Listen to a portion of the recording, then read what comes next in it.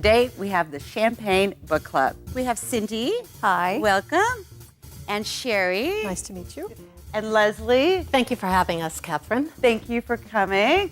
And Martha. How do you do? And Maria. It's a pleasure to be here. Thank you. The book that we have selected for the Champagne Book Club is Good Morning Afghanistan by Wasim Mahmood. Let's meet the author, Wasim, now. Wasim Mahmood from Stratford has put pen to paper about his experiences in setting up a radio station in Afghanistan. The book chronicles the struggle to set up the station in a shell-shocked country recovering from both war and an oppressive regime.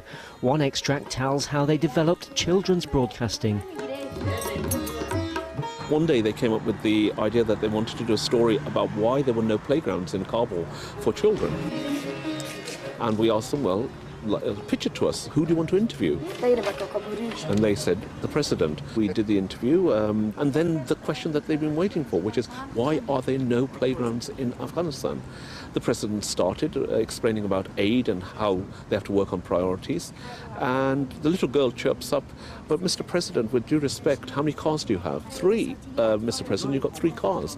They cost, what, 70,000 each? Do you really need 3 cars? 3 weeks later, the president passed an edict that all local councils must make provisions for playgrounds.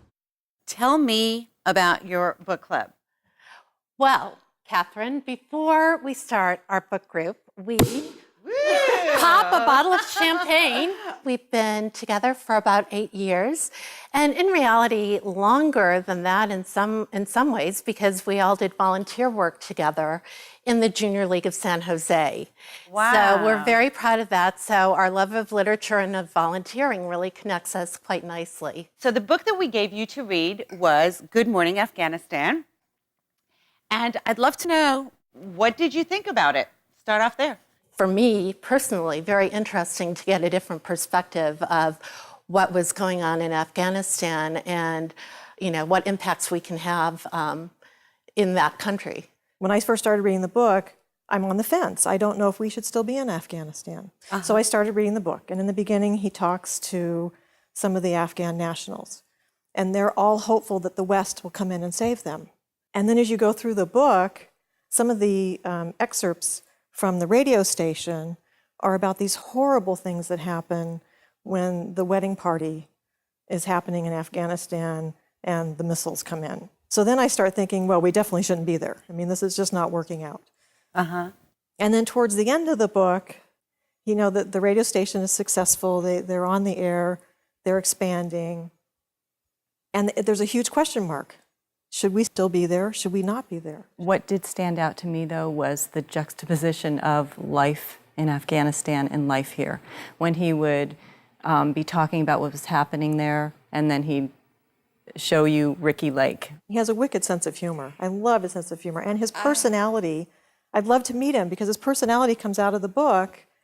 And he just seems like a great guy, a humanitarian, but he's very intelligent. I find it interesting, too, the path that he took to get to where he was, growing up in England and going to, it sounded like prep school, kind of living the wealthy life, and then all of a sudden, took this turn and ends up in these remote corners of the world where there's horrible suffering and poverty, and is really compelled, to stay. What did you think about some of the other journalists that went there, like Abby?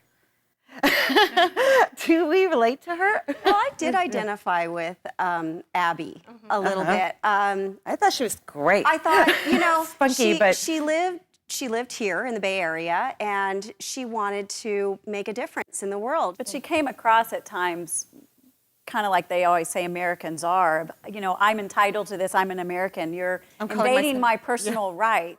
But I think it did show that she did grow up. Yeah, a lot. And she matured a lot in that her first episode while she was in Afghanistan. Then she came back, and that's when she realized, oh, I want to go back. Yeah, that was surprising she really to wanted me. to go back. I'm like, you crazy? Yeah. But I think, Given the conditions that you'd I think have to live in. Wasim had something to do with that. I mean, he kind of talked with her and kind of let her know the situation there and what it does mean to be a woman over there. But I thought that was very interesting, that the way that they had dealt with the women patients in the hospital. She didn't have to die, you know. Right. Oh, I think it was very heartwarming to see how Wasim handled the situation when the doctor told him, even if we did have antibiotics, we would give them to the men first. And he clocked the guy, which I thought was great. Here's a Pakistani man who's obviously been westernized because he grew up in England, of course. But for him to have the cold, stark reality of this is how their culture treats women. Yeah. And I keep thinking about how does a small group put down so many people to a point where they are helpless? I mean, how do you take away how do you take away the power and the influence and the position and the intellect of a nation? What's preventing them from rising up? I think it's poverty, but I don't know. It's education, honestly, at the end of the day. And that's what was so great about this book, is because their work was all about educating people. You know, one thing we haven't talked about is at the end when they talk about the children who are working at the radio station. Oh, that just really warmed my heart. And to show their bravery, that they would be willing to take on that, which could be a very risky occupation. If something had turned and the Taliban had come back in power, they were risking their lives by being radio broadcasters.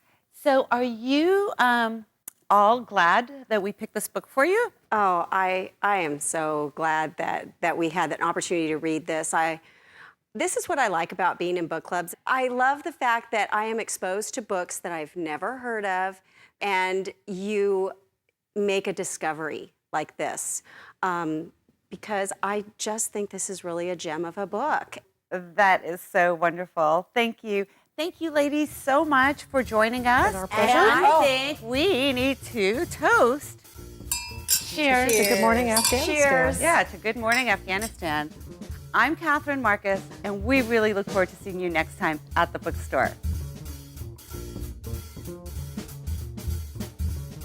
This show was brought to you by Tomcat Films in association with Miss Mott Media.